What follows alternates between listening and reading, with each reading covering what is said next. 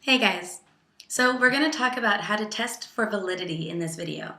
And first I'm going to give you just a really brief review of 4 of the argument patterns that the textbook introduced in the reading. So on the board we have modus ponens, modus tollens, affirming the consequent, and denying the antecedent. So first, which of these are valid argument patterns? So you should know from the book that modus ponens and modus tollens are valid argument patterns. These are valid arguments. You should also know then that affirming the consequent and denying the antecedent are invalid argument patterns. But why is it that these two are valid and these two are invalid, other than the fact that your book says so? Well, let's think back to our discussion earlier on validity, which, recall, pertains to the form or the structure of an argument. So when is an argument valid? An argument is valid if it's impossible for the premises to be true and the conclusion to be false. So we already know that these two arguments are valid. So that means that we already know that in these arguments, it's impossible for the premises to be true and the conclusion to be false.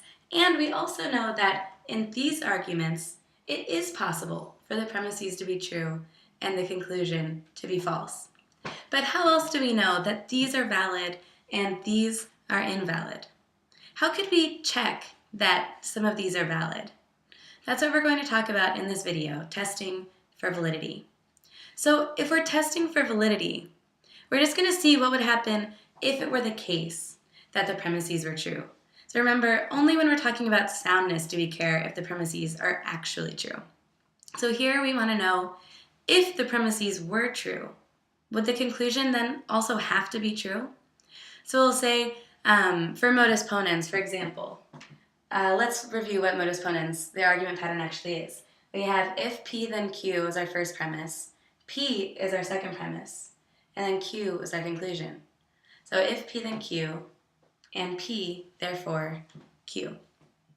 All right, so here we'll say, suppose that it's true that when you have P, you're going to get Q, and that you have P, therefore you get Q. Let's think about some ways that we can test this for validity. We might be tempted to say that we can intuitively tell which of these arguments are valid and which are invalid, or we can intuit that modus ponens is valid. And perhaps that's true for some simple arguments. But we don't want to fall into the pattern of thinking that validity or soundness are intuitive. So using our intuition is not going to be a good way to help us test for validity. We're going to have to think about something else. So what's something that we've already used to test if an argument is good in previous videos? I'll give you a hint. We've used this 3 times to show that an argument was bad. So a counterexample is one way that we can test for validity. If we can come up with a counterexample, that's going to be a situation in which the premises are true but the conclusion is false. If we can come up with a counterexample, then we'll know that the argument is invalid. So let's look at these argument patterns that we know are invalid, and we'll come up with some counterexamples to prove that they're invalid. So we'll start with affirming the consequent. We say, if P then Q, Q, therefore P. And let's go ahead and say that P is, the P stands in for the claim it's raining, and Q stands in for the claim the grass is wet. So we'll say, if it's raining, then the grass is wet, therefore it's raining. So can we think of a counterexample which will make it such that both these premises are true, but the conclusion is false? Yeah, we've talked about a couple of them. So the sprinklers being on could be a good counterexample, or that I dropped my drink outside on the grass would be a good counterexample. That's a good counterexample in which it would be true that if it's raining, the grass is wet. So our first premise is true, and it's true that the grass is wet. Both our premises are true. But it would be false that it's raining. The conclusion would be false. So that's our counterexample. There's a bunch of them that you could choose. Any reason why the grass would be wet other than rain would be a good counterexample for affirming the consequent. So we have a counterexample, or a number of counterexamples, and that shows us that affirming the consequent that is an invalid argument pattern. All right, let's move on to denying the antecedent. So here we have if P then Q, not P, therefore not Q. So we'll fill it in with our claims here. If it's raining, then the grass is wet. It's not raining, therefore the grass is wet. What about a counterexample for this? It'd be the same. You could think of any situation in which it's true that if it's raining, the grass is wet, and it's true that it's not raining, but it's false that the grass is not wet. So we're going to have, we didn't talk about double negation, but we did talk about negation and how negation flips the truth value of a claim. Double negation is going to flip it back. So we're going to negate, we're going to try to prove that it's possible to have the first two premises be true, and then have not Q be true. So not Q is the same as Q. It's going to be the grass is wet. So again, we can use the same counterexamples like the sprinkler is on or I dropped my drink outside. These counterexamples show that affirming the consequent and denying the antecedent are invalid argument patterns. Okay, so coming up with a counterexample is a really good way to prove that an argument pattern is invalid. Or if you can't come up with a counterexample, then that's a pretty good, pretty compelling evidence that your argument pattern is valid.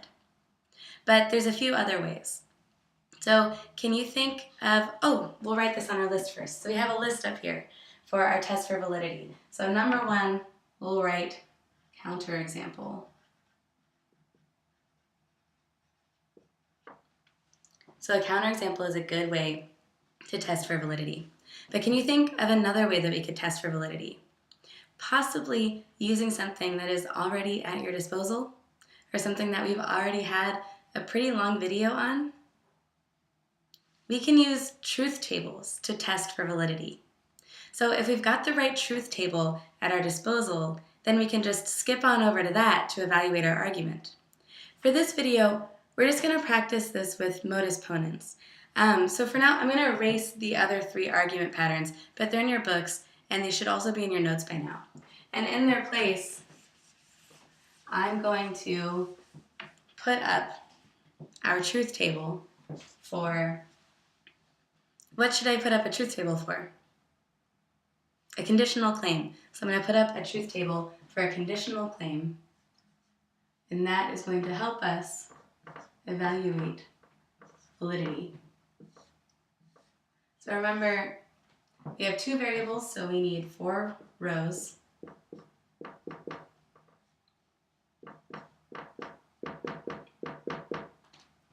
And what is the one situation in which a conditional claim would be false? What row are we going to write an F in? We're going to write an F in the 3rd row. So it's true when the antecedent and the consequent are both true. It's true if the antecedent is false and the consequent is true. It's false if the antecedent is true and the consequent is false. And it's true if both the antecedent and the consequent are false. Okay, so we have our truth table up for a conditional claim. How can we use this to help us determine if modus ponens is a valid argument pattern? All right, well, what we're testing again, remember, is if the premises were true, is it possible for the conclusion to be false? So one of our premises is the conditional itself. So we know that we're going to want to look at only the rows in which the conditional claim is true. We're going to take out that 3rd row. All right, so we've narrowed it down. We know that for evaluating this argument, we're only looking at the rows in which the conditional claim is true.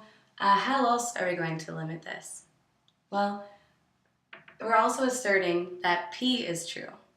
So we can further eliminate any row in which P is not true. We're only going to look at the row on the truth table in which both of our premises are true.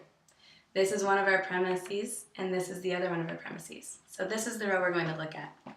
So we want to know, is it possible for both of our premises to be true and the conclusion to be false?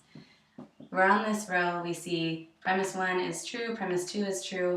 Is Q true or false in this row on the truth table? It's true. That means that there's actually not a way for it to be the case that the conditional claim is true and P is true without Q being true. So we found the right row on the truth table, and it told us that yes, they all have to be true. They have truth across the board. So that's great. So that's how we can use truth tables to test for validity. So we'll add that on our list. So first was counterexamples. The second was truth tables. Okay, so there's one more way that we can check for validity with certain arguments. And in doing that, we're going to turn back to the concepts of necessity and sufficiency. So in what case are we going to be able to use these concepts to evaluate an argument? We can do that if the argument has a conditional claim, because necessity and sufficiency are related to conditional claims, not to conjunctions or disjunctions, just conditional claims. So let's turn back to modus ponens. I'm going to erase the truth table for now, and we'll look at it in terms of necessity and sufficiency. What do we already know about sufficient and necessary conditions? We know that a sufficient condition has to guarantee the thing that it is a sufficient condition for.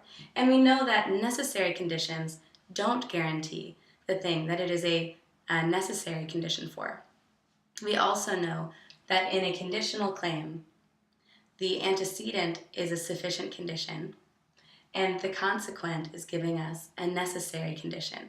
So we know that in a conditional claim, if that conditional claim is true, then the antecedent is going to guarantee the consequent, because the sufficient condition is going to guarantee the consequent of that argument. So remember, testing for validity, so we're just saying, let's look at this as if the premises are all true. And we know that if the conditional claim is true, then that would mean that we have a proper sufficient condition in the antecedent. And we know that if P is true, and if P is a sufficient condition, then P guarantees that we will get Q. So here we have our sufficient condition for getting Q. So the notions of necessity and sufficiency can also help tell us that this argument pattern is valid. So we're going to write that in the last place on the list. We're going to write necessity and sufficiency. And I'm going to make a little star here to note that that's only for conditional claims.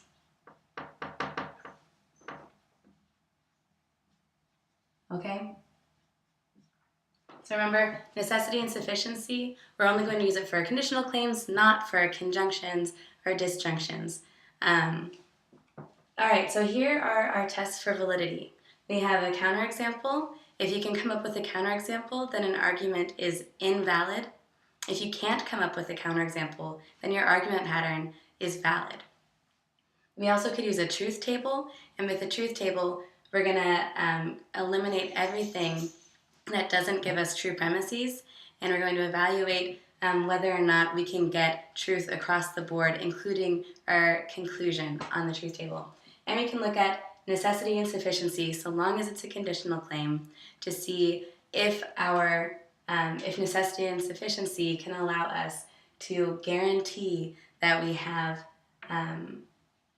either the consequent as a conclusion, or with necessary conditions. If we had something like modus tollens, we'd be looking at necessity rather than sufficiency to test for validity. All right, so that's just a kind of quick overview. We'll talk a lot more about this stuff next week, especially testing for validity and different argument patterns. For now, just let me know if you have any questions. Make sure to go over your notes, and good luck on the homework assignment.